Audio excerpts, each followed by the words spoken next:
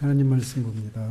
구약성경 민수기 14장 6절에서 9절까지 보도록 하겠습니다.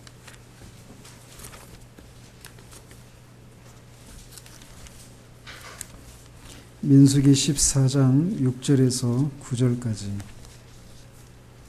같이 읽겠습니다. 그 땅을 정탐한 자 중 눈의 아들 여호수아와 여분네의 아들 갈렙이 자기들의 옷을 찢고 이스라엘 자손의 온 회중에게 말하여 이르되 우리가 두루 다니며 정탐한 땅은 심히 아름다운 땅이라 여호와께서 우리를 기뻐하시면 우리를 그 땅으로 인도하여 들이시고 그 땅을 우리에게 주시리라. 이는 과연 젖과 꿀이 흐르는 땅이니라. 다만 여호와를 거역하지는 말라. 또 그 땅 백성을 두려워하지 말라. 그들은 우리의 먹이라. 그들의 보호자는 그들에게서 떠났고 여호와는 우리와 함께 하시느니라. 그들을 두려워하지 말라 하나. 네, 오늘은 민수기를 어떻게 읽어야 되는가를 살피도록 합니다. 민수기는 이 민수기라고 하는 제목이 영어로는 넘버스예요. 넘버스. 숫자들입니다. 숫자. 70인경의 숫자들이라고 하는 제목에서 이 책 제목이 유래를 했던 거예요. 우리말은 민수기에서 백성들의 숫자, 백성민자거든요. 백성들의 숫자에 관한 이야기라고 하는 이런 의미입니다. 이런 제목이 붙은 이유는 1장에서 4장까지 그리고 26장에 보면 이스라엘 백성들의 그 두 번에 걸친 인구조사가 있어요. 거기 인구조사를 실시한 데에서 이 백성들의 숫자에 대한 이야기라고 하는 것이 그런 이름으로 이 책 이름이 유래하게 된 것입니다. 그래서 이 책은 가나안 땅을 이제 목적지로 삼아서 출발하는 이야기로 이렇게 시작을 해서 이스라엘 백성들이 불신앙과 죄로 말미암아 결국은 광야에서 방랑하다가 마지막에 요단강 그 동편에 이렇게 모압 평지에 도착하는 그 이야기로 끝나게 됩니다. 그래서 민수기는 장소에 따라서 크게 세 부분으로 나눌 수 있어요. 그래서 1장에서 10장까지는 시내산에서의 이스라엘 백성들의 그 인구조사와 또 그 이제 광야의 그 여행을 준비하는 그런 과정들, 이런 얘기들이 나오고 있고, 또 11장에서 16장까지 이야기는 가데스에서 일어난 광야에서와 이 가데스까지의 이야기가 주로 이제 11장에서 16장까지에서 나옵니다. 그리고 이제 17장에서 36장까지는 모압 평지에서 벌어지는 이야기들이 이 17장에서 36장까지에서 이렇게 펼쳐지고 있는 이야기들이라고 할 수 있어요. 그래서 민수기에서 다루는 주제는 하나님이 아브라함에게 약속하신 것이 점진적으로 이루어지고 있는 그런 내용들을 이렇게 다루고 있습니다. 그래서 아브라함에게 하나님이 약속하신 것은 아브라함의 자손이 하나님의 백성이 되는 거예요. 큰 나라를 이루어서 하나님 나라가 백성이 되고, 또 가나안 땅을 정복해서 그 땅을 그들이 이제 차지하게 되는 것이란 말이죠. 그런 아브라함에게 약속하신 것이 백성이 어떻게, 이스라엘 백성이 어떻게 그렇게 하나님이 약속하신 것만큼 그렇게 많은 숫자가 이루어졌는지, 그리고 그 땅과는 어떤 관계가, 가나안 땅을 점령하는 이 문제는 또 이제 어떻게 진행이 되는지, 이 얘기가 민수기에서 주로 다루어지는 얘기라는 거죠. 그리고 또 이 민수기에서는 하나님이 이 광야에 40년 동안 이렇게 지나는 동안 이스라엘 백성들과 함께 하시죠. 무엇으로? 구름 기둥과 불 기둥으로 그들 가운데 함께 거하시고 동행하신다라고 하는 것을 보여주고 있습니다. 이런 것들, 아브라함에게 약속하신 것이 특별히 자손과 땅이 어떻게 이제 성취가 되는가, 어느 정도 성취가 이루어졌는가, 이것을 보여주고, 또 하나님이 그들과 함께 하신다라고 하는 이런 측면에서는 긍정적인 내용들이에요. 그럼에도 불구하고 이스라엘 백성들은 끊임없이 하나님의 약속을 믿지 못하고 불신앙하는, 그래서 불순종하는 그런 일을 저지르고 말죠. 그래서 결국은 그들이 가나안 땅으로 들어가는 것이 늦추어지게 되는 일이 이제 민수기에서 나오게 됩니다. 그래서 애굽을 빠져나온 이스라엘 백성들 가운데서 이 여호수아와 20세 이상 된 사람들 중에 여호수아와 갈렙을 제외하고 나머지 사람들은 모두 광야에서 죽게 됩니다. 그런 면에서 이 얘기는 이제 후반부는 굉장히 우울한 그런 얘기, 부정적인 얘기로 끝나는 것 같아요. 근데 그럼에도 불구하고 이렇게 부정적인 것으로 끝나는 것이 아니라 이 책의 마지막 부분에서 이스라엘 백성의 후세대들은 모압 평지에서 가나안 땅으로 들어가게 될 그 준비를 하는 모습으로 끝나고 있어서 역시 소망으로 이 책이 끝나고 있는 것을 보게 됩니다. 유대인들은 이 성경의 처음 이 5책, 창세기, 출애굽기, 레위기, 민수기, 신명기 이 5권의 책을 토라, 율법이라고 불렀습니다. 토라가 율법이라는 뜻이거든요. 근데 우리 그리스도인들은 오경 또는 모세 오경 이렇게 부르잖아요. 근데 모세 오경의 이 4번째 책으로서 민수기는 말씀드린 것처럼 이스라엘 백성이 시내산을 출발해서 약속의 땅 바로 앞에까지 이르는 그 여정, 그 과정에서 일어난 이야기들을 다루고 있습니다. 이 기간은 몇 년이죠? 시내산에서 이 광야까지 기간이 40년이에요. 그죠?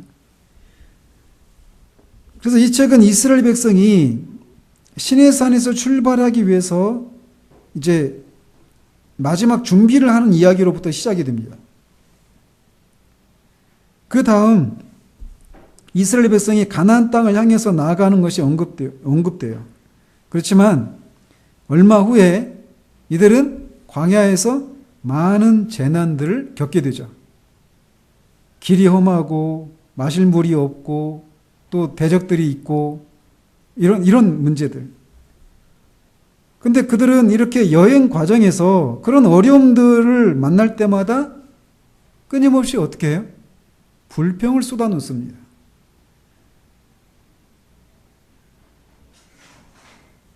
즉 그들은 이 애굽에서 나오는 과정에서 하나님의 능하신 손을 나타내셨잖아요.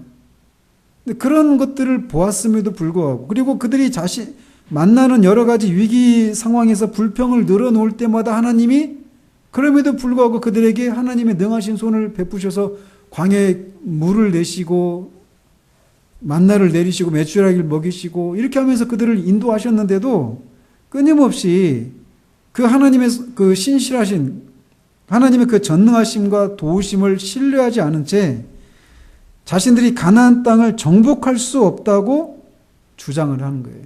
오늘 여기 우리가 읽은 이 14장인데 우리 읽은 거는 바로 그 앞에 13장, 14장 초반에 그런 사건들이 나오고 있는 거예요. 거기가 가데스 바네아죠. 그래서 그들은 가나안 땅에 들어갈 수 없다라고 하면서 하나님 앞에 모세와 아론을 원망하고 하나님 앞에 막 울어요. 그날 밤에 밤이었거든요. 밤새 울어요. 그들이 눈을 뜨고 하늘을 보면 뭐가 있었을까요? 불기둥이 있었을 거란 말이에요.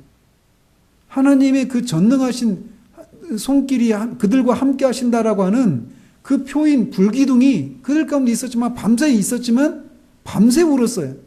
하나님이 우리를 가나안 땅으로 들여보낼 수가 없다. 이스라엘 백성이 이처럼 반응하자 하나님은 그들이 광야에서 이 가나안 땅을 정탐한 날수가 40일이거든요. 그래서 그 하루를 1년씩 해서 40년 동안 광야에서 방황하게 하십니다. 따라서 가나안 땅으로 들어가는 것은 그 기간만큼 늦추어져요. 그러니까 40년 방황하지 않고 바로 들어갈 수 있었을 것인데 늦어졌다는 거죠. 민수기의 이 마지막 장들은 어떻게 이스라엘 백성이 가나안 땅을 정복하기 위해서 마침내 다시 출발해서 요단강에 이르게 되는지에 대한 얘기들로 그 마무리를 하고 있습니다. 이제 이스라엘 백성은 하나님이 자신들의 조상에게 약속하신 가나안 땅으로 들어가려고 요단강과 모압 평지에 진을 치고 있는 것으로 이제 민수기가 마치고 있어요. 이처럼 민수기는 이스라엘 초기 역사에서 매우 중요한 단계에 대해서 이야기하고 있는 책이라고 할 수 있습니다. 앞에서 우리가 살핀 것처럼 창세기는 하나님이 천지를 지으신 이야기로부터 시작이 돼요. 그리고 창세기 11장 27절에서부터 이제 창세기 이야기가 이스라엘의 족장들의 삶에 초점이 맞춰지기 시작합니다. 그리고 그 창세기 이야기는 야곱의 모든 가족이 애굽으로 옮겨가서 그곳에 정착한다는 이야기로 마무리가 돼요. 그리고 창세기에 이어서 출애굽기는 어떻게 이스라엘 백성, 이렇게 야곱 때 애굽으로 들어왔던 이스라엘 백성이 애굽을 빠져나올 수 있는지를 설명해 주고 있습니다. 그리고 그렇게 빠져나온 그들이 시내산에서 모세를 통해서 전달된 율법을 받은 이야기도 출애굽기에서 다루고 있어요. 레위기도 마찬가지입니다. 레위기는 그러니까 장소가 어디에서 일어난 일들을 말하고 있는 거예요? 아까 그렇죠. 시내산이에요. 시내산, 그 다음에 광야, 그 다음에 모압 평지, 요단강 동편에 그 세 군데에서 시내산에서 이제 모세를 통해서 전달된 율법에 대한 얘기가 레위기에 있는 거예요.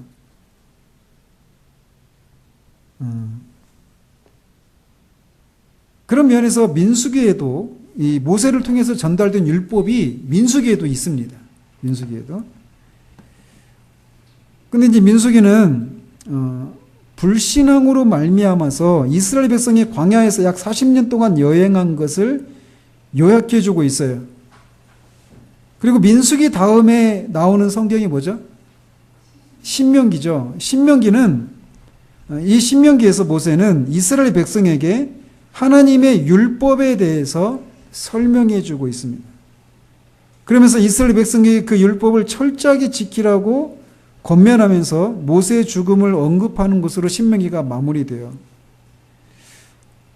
그러면서 이렇게 모세 오경을 연구하는 여러 가지 방법들이 있는데 그 중에 하나는 뭐냐면 모세 오경을 모세의 전기로 이해하는 것입니다. 이런 면에서 이 민수기는 이 전기에 있어 중요한 내용을 제공하고 있다라고 할 수 있어요. 첫 번째 어떤 측면에서 그러느냐면 민수기는 하나님과 이스라엘의 중보자로서 모세의 중대한 역할에 대해서 강조하고 있습니다. 모세오경의 다른 곳에서처럼 하나님께서 이스라엘 백성들에게 말씀하실 때 항상 이렇게 말씀하시는 거예요. 여호와께서 모세에게 말씀하여 이르시되 이렇게 표현하고 있다는 거죠. 즉 모세가 하나님과 이스라엘 백성 사이에 중보자다라고 하는 것을 그렇게 표현하고 있는 거예요. 그래서 이 모세의 형 아론과 누이 미리암이 모세의 권위에 도전하죠. 너만 하나님으로부터 말씀을 받느냐, 우리도 선지자가 아니냐 하면서 모세의 권위에 도전한단 말이죠. 그러자 하나님이 그 사건에 직접 개입하셔서 모세와는 내가 대면해서 명백히 말하고 은밀한 말로 하지 아니하고 그는 또 여호와의 형상을 보거늘 이렇게 말씀하고 있어서 이 민수기에서 그 모세의 전기와 관련돼서 첫 번째로 소개하고 있는 것은 모세는 하나님과 이스라엘 사이의 중보자 역할을 하는 존재다 이렇게 얘기하고 있다라는 거예요. 또 두 번째로 민수기는 모세의 성품에 대해서도 놀라운 내용을 증거합니다. 곧 이 사람 모세는 온유함이 지면의 모든 사람보다 더하더라 이렇게 말을 해서 모세의 성품에 대해서도 증거하고 있어요. 그러니까 어떤 사람이 전기다라고 할 때는 대부분 그 사람의 성품이 어떠한지 또 그 사람의 그 사이와 어떤 그가 속한 어떤 집단에서 어떤 역할을 맡고 있는지 또 어떤 일을 했는지 이런 것들을 언급하잖아요. 그런 면에서 민수기는 모세의 전기라고 할 수 있는데 첫 번째는 그가 중보자 역할을 했다라고 하는 것이고 두 번째는 그의 성품이 굉장히 온유함이 이렇게 다른 사람보다 더했던 그런 성품의 소유자였다라고 소개하고 있다는 거예요. 그리고 또 세 번째로 민수기는 왜 모세가 가나안 땅에 들어갈 수 없었는지도 설명해 주고 있습니다.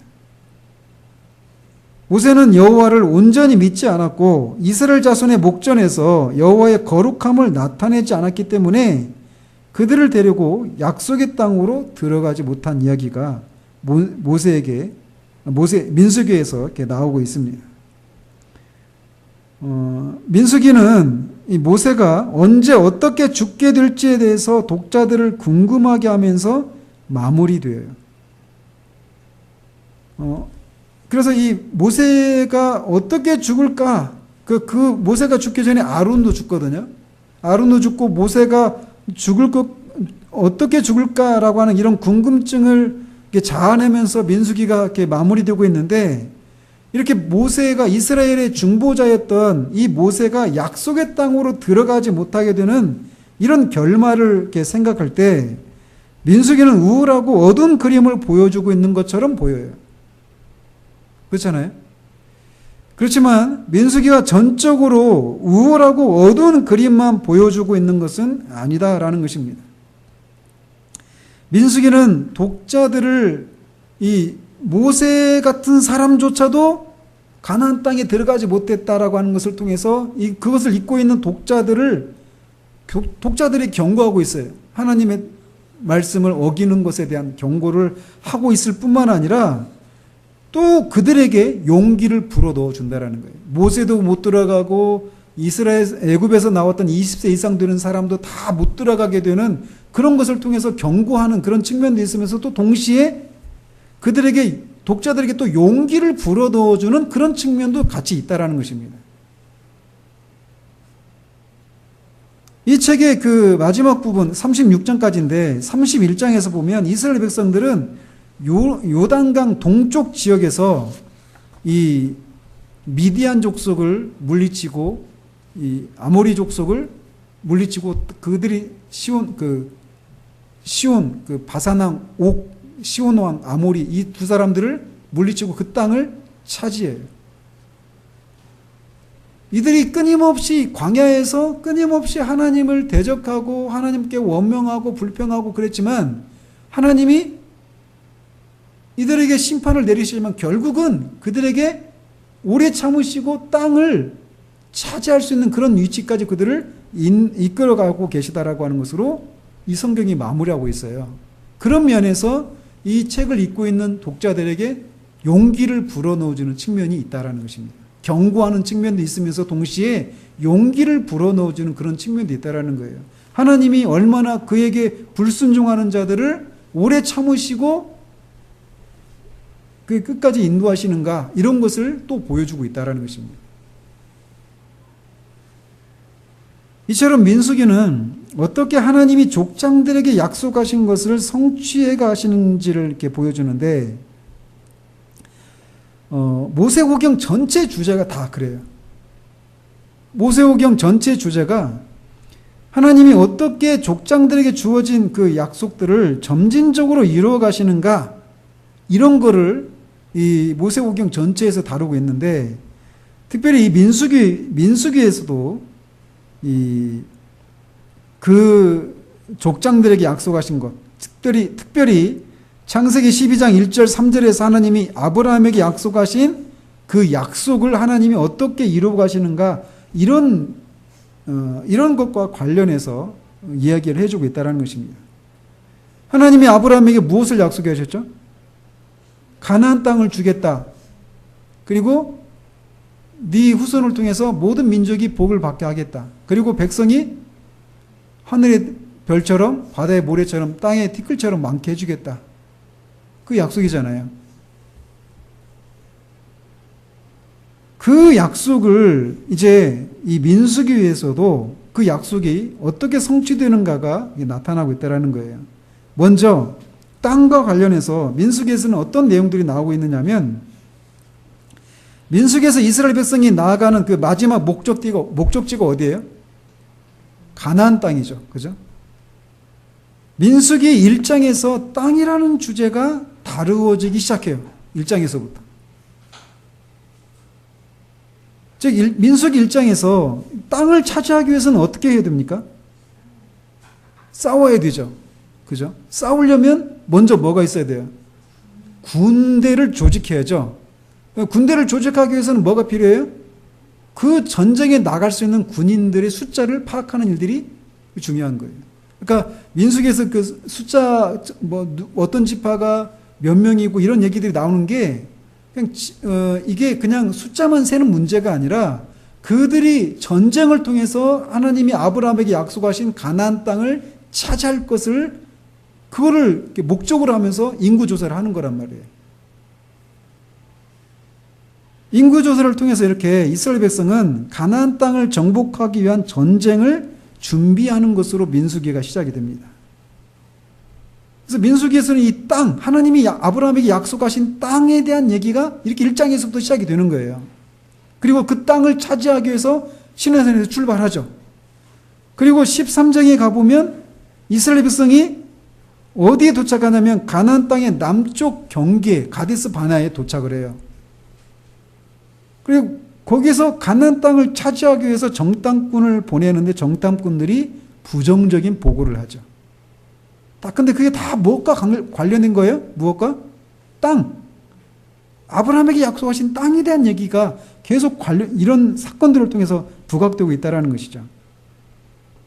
그래서 이 정탐꾼들의 이 비관적인 보고를 받은 이스라엘 백성들은 크게 낙심하고 밤새 하나님의 임재의 상징인 불기둥이 있음에도 불구하고 밤새 원망하고 웁니다. 이렇게 이스라엘 백성의 불신앙으로 말미암아서 하나님은 그들이 약 40년 동안 광야에서 헤매게 하셔요. 그러니까 이들이 광야에서 헤매게 된 것도 땅에 들어가게 할 것이다라고 하는 것을 믿지 않은 불신앙 때문에 그러는 거예요. 그러니까 땅과 관련되어 있다는 거죠. 그리고 미디안 족속을 이제 민수기 후반부에 보면 이스라엘 백성이 가나안 땅을 향해서 다시 나아가요. 그리고 미디안 족속을 물리치고 마침내 요단강 동쪽 경계 모압 평지에 이르게 됩니다. 그러면서 민수기에 기록된 하나님 마지막 그 말씀에는 명령과 함께 약속이 들어있는데 어떤 약속이냐면 36절 9절에 이스라엘 자손 지파가 각각 자기 기업을 지키리라 이런 말씀으로 끝나요. 그러니까 모세오경의 핵심 주제는 아브라함을 포함한 족장들에게 하나님이 약속하신 것들이 어떻게 성취되는가 이런 내용들이 나누고 있는데 그중에 땅에 관련해서는 민수기에서 어떻게 땅과 관련해서 이야기들이 진행되고 있는가를 그렇게 알 수 있다는 거예요. 두 번째 약속은 자손입니다. 하나님은 아브라함에게 그의 자손이 하늘의 별처럼 많아질 것이라고 약속하셨어요. 근데 그 약속이 민수기에서 어떻게 성취되는가? 그 애굽으로 야곱이 내려갔을 때는 몇 명이었어요? 70명이 불과했어요. 70명. 그랬는데 민수기에서 이제 애굽에서 있었던 그 야곱 가족이 이스라엘 백성이 이제 민족을 형성해서 나오는데 그 첫 번째 인구 조사에 의해서 전쟁에 참가할 수 있는 사람의 숫자가 603550이에요. 60만 3,550명. 좀 숫자를 그렇게 외워요. 그렇게 하면 잘 외워져요. 근데 이 숫자는 20세 이상으로 전쟁에 나갈 만한 사람이 남자의 숫자예요. 그러니까 여기에는 20세 이하의 그 남자가 빠져 있죠. 그리고 또 여자도 다 빠져 있죠. 20세 이상이더라도 전쟁에 나갈 수 없는 사람도 빠져 있는 거예요. 그러니까 이스라엘 백성들의 숫자가 얼마나 되겠어요? 200만이 훨씬 넘는 숫자가 되는 거예요. 그러니까 70명이었던 사람, 아브라함에게 하나님이 하늘의 별처럼 네 자손을 많게 하겠다. 이럴 때 아브라함에게 자식이 몇 명 있었습니까? 없었어요. 물론 이스마엘이 있었지만 하나님이 아브라함에게 약속하신 자손은 이스마엘이 아니었어요. 네 몸에서 나는 자녀야만 네 자녀다라고 말씀하셨거든요. 그러니까 그때는 그 약속을 하셨을 때는 아무도 없었어요, 자손이. 그랬는데 야곱이 애굽으로 내려갔을 때 그때 70명이었다고요. 근데 그 70명이 430년 만에 200만이 넘는 그런 대군대로 큰 민족을 형성해서 나온 거예요.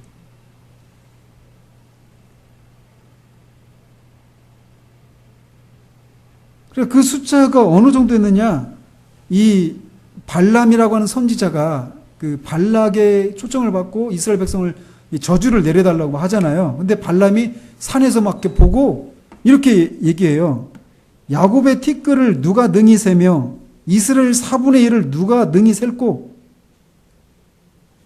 그리고 이어서 이스라엘 백성이 이제 막강한 국가를 이룰 것이라고 말하면서 이렇게 예언해요. 한 별이 야곱에게서 나오며 한 규가 이스라엘에게서 일어나서,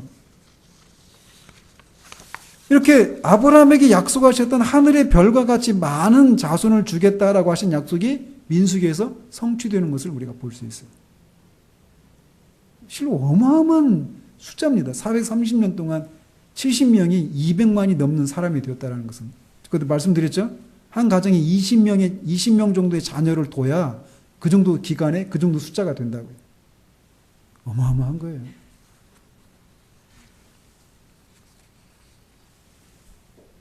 그러니까 예굽의 바로가 두려움을 느끼는 거예요. 그 이스라엘 백성이 어마어마한 속도로 막 늘어나니까, 막 압박을 해도 계속 늘어나니까 위험 요소가 되는 거죠. 그 제국에 있어서. 아무튼 이렇게 아브라함에게 약속하셨던 땅, 또 자손에 대한 약속이 그런 식으로 민수기에서 성취되거나 이 땅과 관련해서 그런 전개되는 이야기들이 나오고요. 또 하나는 뭐냐면, 언약의 핵심적인 내용이 뭡니까? 모든 언약의 핵심적인 내용이 뭐예요? 나는 너의 하나님이 되고 너희는 나의 백성이 되리라. 그러니까 이게 언약의 핵심적인 내용이에요. 그런데 이게 이제 민수기를 통해서는 어떤 식으로 나타나냐면, 여호와 하나님께서 항상 이스라엘 백성과 함께 하신다는 사실이 민수기에서 밝혀져요. 그게 뭘로 나타나요? 구름 기둥과 불 기둥이에요. 구름 기둥과 불 기둥을 통해서 여호와 하나님은 이스라엘 백성들에게 나타나시고 그들과 함께 하셨습니다.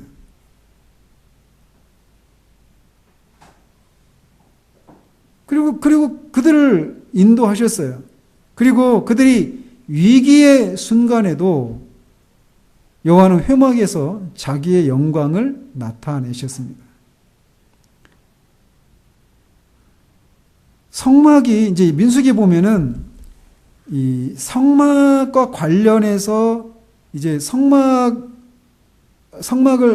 관련해서 성막에 접근하는 일반 백성들에게 엄한 형벌이 내려질 것에 대한 얘기를 하시거든요.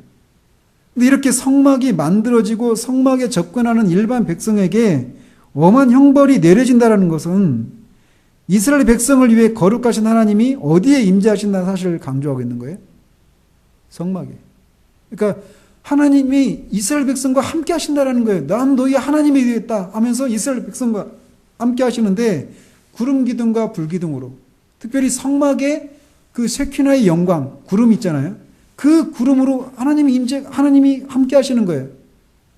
그러면서 이 성막에 이 일반 백성이 함부로 접근하면 엄한 형벌을 내리시겠다, 이렇게 말씀하신 것은 성막에 누가 계시다라는 거예요? 하나님이 계시다라는 것을 말해주는 거예요.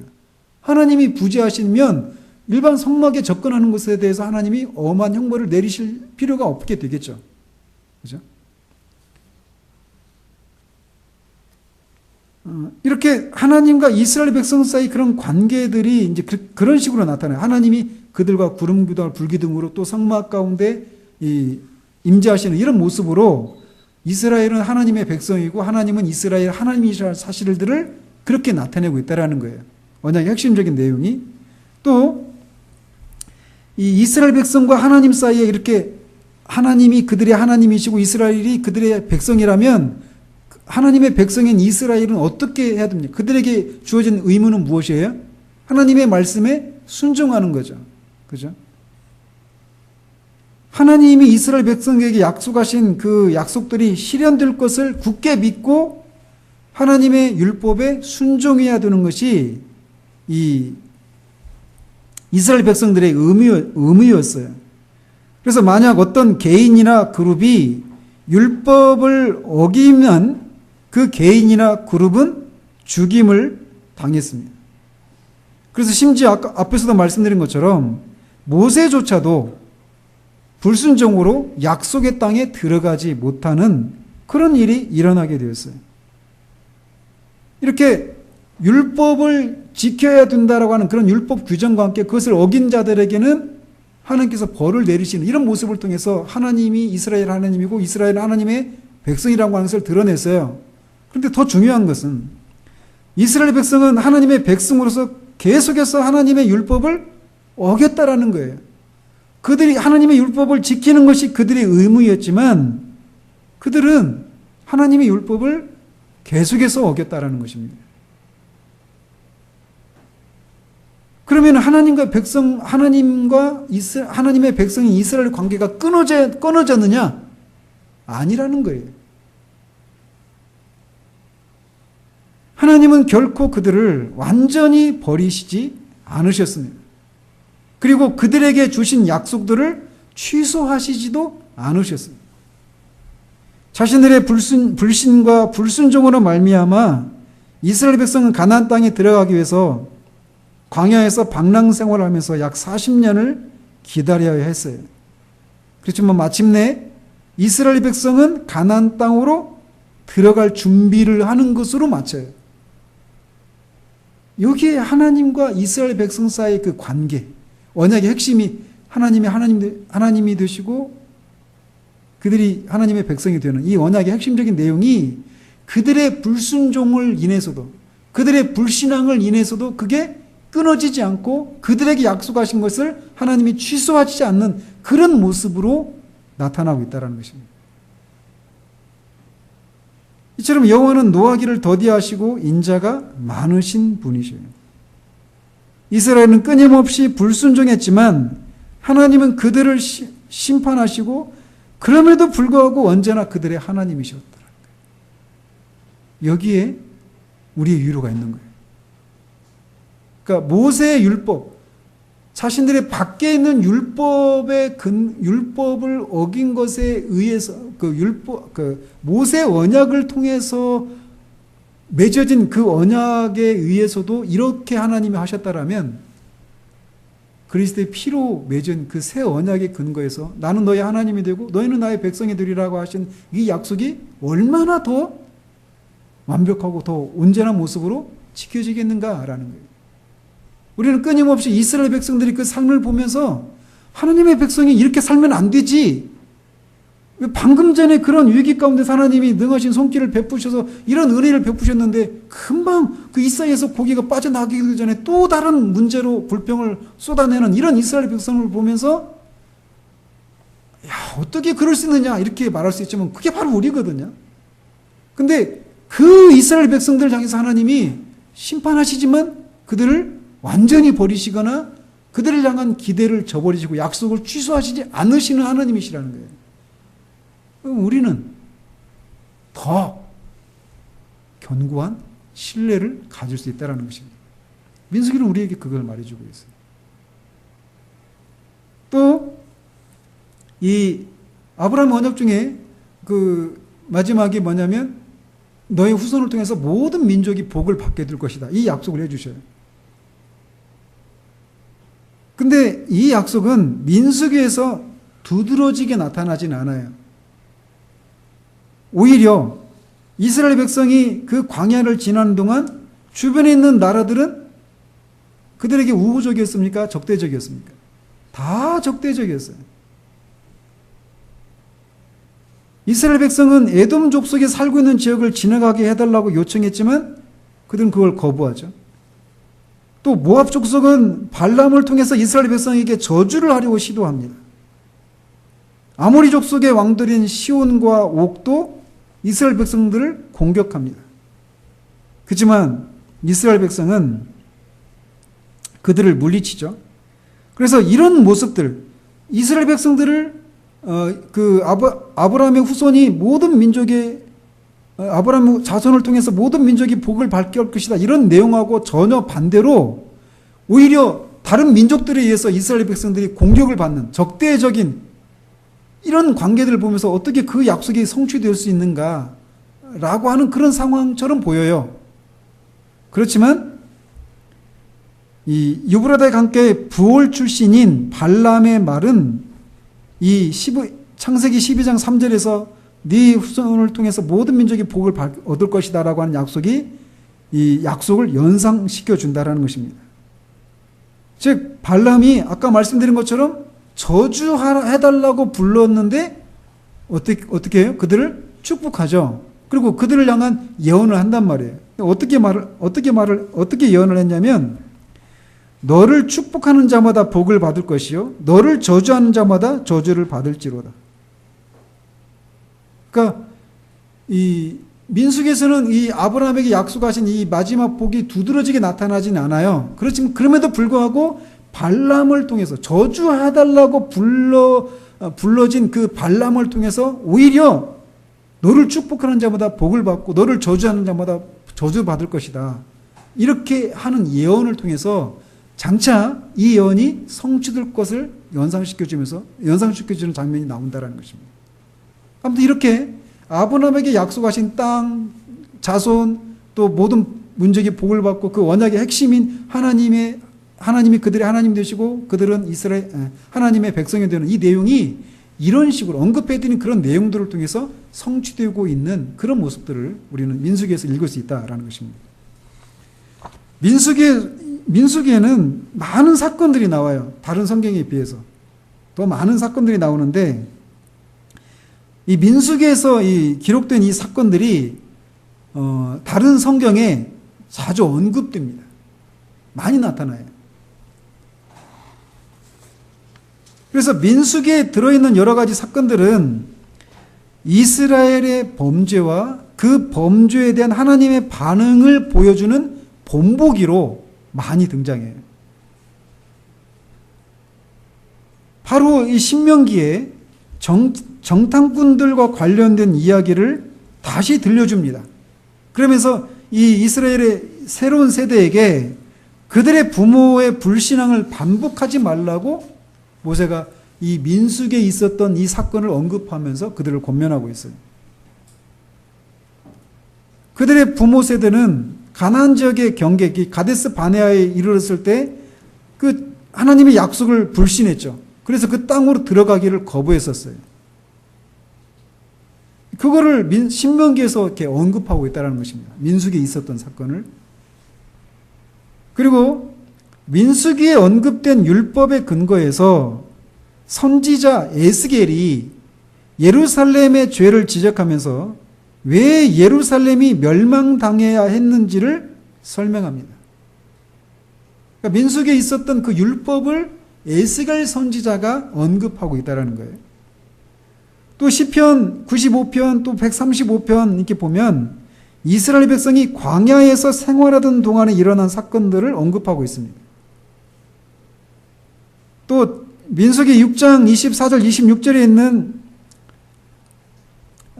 또 시편 105편 106편도 이 광야에서의 사건들을 더 자세하게 언급하고 있고 또 제사장의 축복 이 장면은 시편 6편이나 120편에서 134편에 이르는 그 시편에 영감을 주는 소재가 되기도 했어요.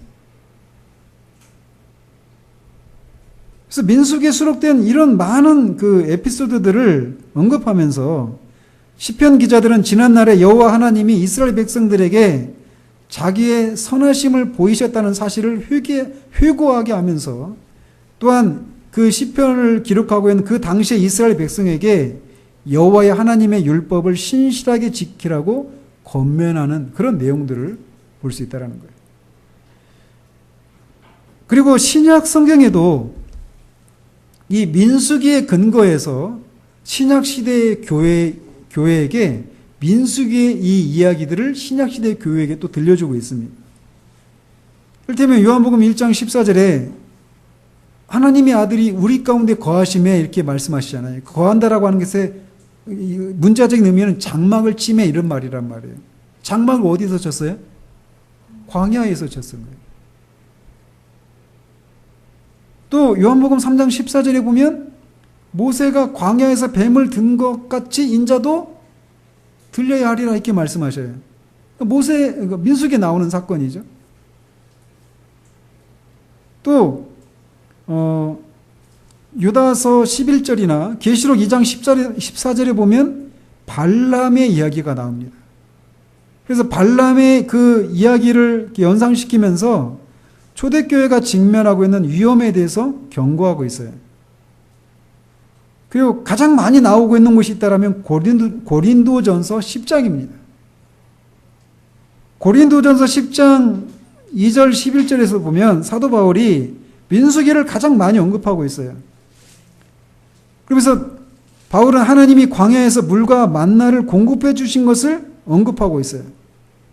또 바울은 그러나 그들의 다수를 하나님이 기뻐하지 아니하셨으므로 그들이 광야에서 멸망을 받았느니라라고 지적합니다.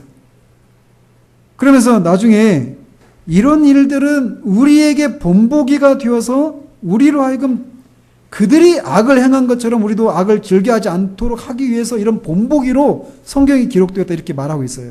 그러면서 그들이 우상숭배했는데 우리는 우상숭배하지 말자. 그들이 음행을 행했는데 우리는 음행을 행하지 말자. 왜? 우상숭배하고 음행을 행했는데 하나님이 그들을 심판하셨으니까 우리도 그들의 그들을 본보기로 삼아서 그들이 행한 그 악을 우리는 행하지 말자. 이렇게 언급하면서 민수기에 있는 사건들을 바울이 언급하고 있는 것을 보게 됩니다. 이런 식으로 민수기에 나오는 많은 사건들이 구약 성경과 신약 성경에 많이 언급되고 있어요. 마지막으로 이 시내산에서 이렇게 말씀드린 것처럼 시내산에서 요단강 동편까지 이르는 이런 여정을 소개하면서 민수기는 하나님의 백성에 대한 이야기를 계속해서 들려주고 있습니다. 그러면서 민수기는 자신을 위해서 한 백성을 만드시고자 하시는 하나님의 변함없는 목적을 보여줘요. 곧 이 백성은 하나님의 이미지를 온 세상에 드러내야 했습니다. 또 이 백성을 통해서 장차 하나님이 정하신 구원자가 나오실 것이었어요. 그래서 그들을 자신의 백성을 삼으시기 위해서 하나님이 끊임없이 그들에게 필요한 것을 공급하시고 그들을 위험에서 건지시고 인도하시고 이런 모습들이 나와요. 그런데 어때요? 그들이 말씀드린 것처럼 끊임없이 불순종하고 불신앙하는 거예요. 그러니까 믿지 않기 때문에, 불신앙하기 때문에 불순종하는 거죠. 그러면서 그들은 그 하나님의 신실하심을 의심하고 그래서 결국 불순종하는 그런 사건들이 계속 언급돼요. 그래서 하나님은 자신을 의심하고 시험한 광야 시대 이스라엘 백성의 불신앙을 심판하십니다. 그렇지만 그런 심판 중에서도 하나님은 그들의 다음 세대를 보존하시고 약속의 땅으로 들어가도록 그들을 준비시키신다라는 거예요. 여기에 우리의 위로가 있는 거예요. 민수기는 이렇게 끊임없이 불평하고 불순종하는 백성들을 심판하시면서 동시에 그들을 구원하시는 하나님을 우리에게 소개하고 있습니다. 하나님은 이렇게 언약에 성실하신 분이셔요. 우리도 이 광야 같은 이 세상을 지나면서 끊임없이 다양한 고난과 궁핍함을 경험하게 될 것입니다. 그럴 때마다 우리는 이 민수기에 나타난 이 하나님을 생각하면서 불순종한 이스라엘 백성들을 하나님께서 어떻게 참으시며 그들을 인도하셨는지를 기억하면서 우리는 그들처럼 불순종하지 말아야 합니다. 가나안이 상징하는 저 천국에 들어가기까지 하나님은 그리스도의 보혈로 맺은 새 언약에 성실하신 분이시고 우리를 끝까지 인도하시는 우리의 보호자가 되십니다. 그러므로 우리는 모든 상황에서 그분을 신뢰해야 합니다. 민수기는 우리에게 그것을 말해주고 있습니다. 기도하겠습니다. 하나님 아버지, 이 짧은 시간 동안 민수기가 우리에게 무엇을 말해주고 있는지에 대해서 살펴보았습니다. 하나님, 하나님은 참으로 약속에 성실하신 분이심을, 신실하신 분이심을 하나님 보게 됩니다. 우리도 이 땅에서 수없이 다양한 그런 삶의 권고함과 위험을 만나게 될 터인데, 하나님 그때마다 이 이스라엘 백성과 같지 않게 우리는 하나님을 원망하지 않고 불평하지 않고, 하나님이 그런 그들이 만난 위기 상황 가운데서 그들을 건지셨던 그 하나님의 능하신 손길을 우리가 바라보며 우리도 잠잠히, 그러나 동시에 하나님의 구원을 바라보며 그렇게 하나님을 신뢰하며 우리의 삶을 살아갈 수 있는 우리들 될 수 있도록 주님 도우시기를 원합니다. 예수 그리스도 이름으로 기도합니다. 아멘.